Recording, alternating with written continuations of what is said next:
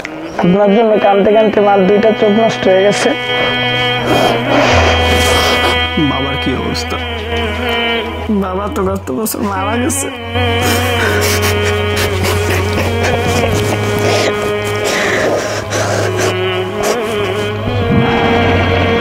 আজ আমরা শুনব একজন নও-মুসলিমের গল্প, যিনি ঠিক 10 বছর আগে ইসলাম গ্রহণ করেছিলেন। আসসালামু আলাইকুম।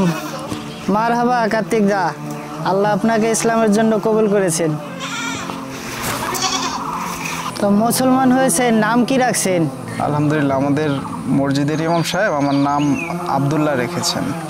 আপনি মুসলমান হয়েছেন, আমরা মুসলমান সমাজ অনেক খুশি। আপনার বিপদ আপদে আমরা ইনশাল্লাহ সবাই আপনার পাশে আছি এবং দেখব। আজ 10 বছর পর তিনি কেমন আছেন, তার ঈদ কেমন কাটে, ভালোবাসা কি এখনো আগের মতোই আছে নাকি সময়ের সাথে হারিয়ে গেছে সব?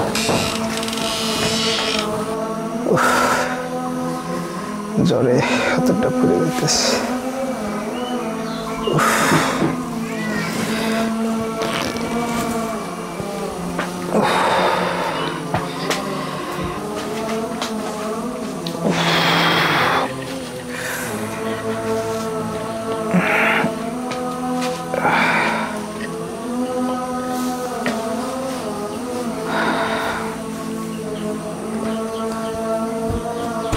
আব্দুল্লাহ ভাই, আরে কালকে ঈদ, তোমার কোনো ভাবসাব নাই? কি ব্যাপার ভাই, এই অবেলা শুয়ে রয়েছে?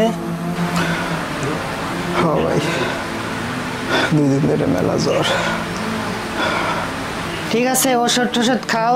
তাইলে আমার গরুডে রয়েছে, তো গরুডে একটু দেখতে হবে। দুটো খাইস না তো ওষুধ খাইতে পারবো না।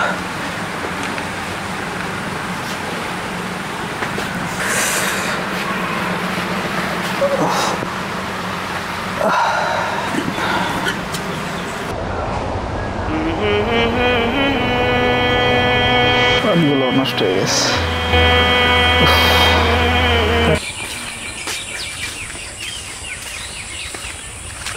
কি দাদা, কাউরে খুঁজতেছেন নাকি? নাম কি আপনার?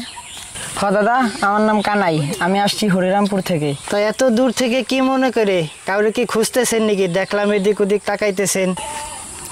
দাদা, আমার দাদা 10 বছর আগে মুসলিম হয়েছে, তো আমি খোঁজ পাইছি যে সে নাকি এই এলাকায় থাকে। তো আপনি জানেন নাকি যে এলাকায় এমন কেউ আছে? ও দাদা, তাহলে আপনার দাদার নাম কি? আমার দাদার নাম হচ্ছে কার্তিক। ও আচ্ছা আচ্ছা, তার নাম তো এখন আব্দুল্লাহ, সে তো এই যে এই বাড়ি থাকে। এই যে, ঠিক আছে, ধন্যবাদ দাদা, তাহলে আমি যাই। হে আল্লাহ, 10টি বছর আমি আমার বাবা মা পরিবার পরিজন সব কিছু ছেড়ে একাকী নিঃসঙ্গ জীবন যাপন করিতেছি। তুমি তো জানো, তুমি আমার পরিবার, তুমি আমার আত্মীয়, তুমি আমার বাবা, তুমি আমার সব। আমি আমার পরিবার চাই না, শুধুমাত্র তোমাকেই আমি চেয়েছি বারবার। আমার এই নিঃসঙ্গ জীবনে তুমি আমার একমাত্র সহায় হয়ে, তাহলে আমার আর কোনো কিছু চাইবার থাকবে না। দাদা, দাদা, কে? দাদা, দাদা, এই 10টা বছর আপনার খুঁজতে খুঁজতে আমরা পাগল হয়ে গেছি। আপনার জন্য কানতে কানতে মার দুইটা চোখ নষ্ট হয়ে গেছে। বাবার কি অবস্থা? বাবা তো গত বছর মারা গেছে।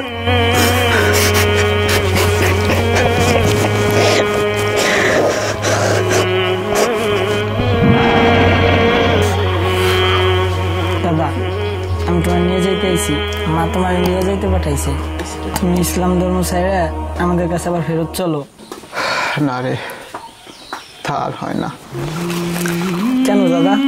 তুমি এই পরিবার পরিজন ছেড়ে আমাদেরকে ছেড়ে তুমি এই মুসলিম হইছো, মুসলিমরা কি কেউ তোমার খোঁজ নেয়? কেউ তোমার খাবার দেয়? হ্যাঁ, এই যে ঈদের আনন্দ, চারিদিকে এই যে মোল্লারা সবাই যে ঈদের আনন্দ করতেছে, তাদের আনন্দে কি তোমার কেউ ডাকছে? আমি আমার সৃষ্টিকর্তাকে পেয়েছি। এই মুসলমান মানুষজন, আমি তো আসলে কারো উপরে ভরসা করে মুসলমান হইনি। আমি আমার মহান মালিকের সন্ধান পেয়েছি। তিনি আমার সকল আত্মীয়, তিনি আমার সকল স্বজন। আমি আসলে আর কাউকে চাই না।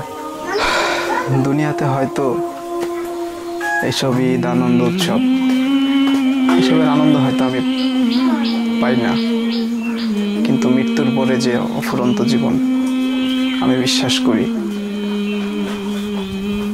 আমার আল্লাহ আমাকে সেই সময় অফুরন্ত আনন্দ দিবেন, যে আনন্দের কোনো সীমা থাকবে না। ঠিক আছে ভাই, আমি তাহলে যাই, ভালো থেকো।